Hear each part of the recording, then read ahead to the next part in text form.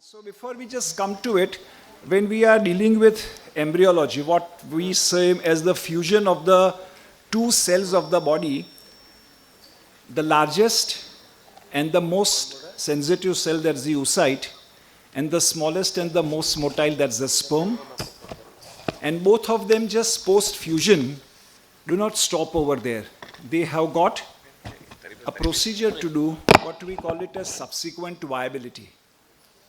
So thereby lies in the challenge that no, there is a big enigma in implantation, there is a big enigma as far as fertilization is concerned. So these are the two medical marvels for which we have no control. We just have to assume and presume and subject our gametes to maximum optimization.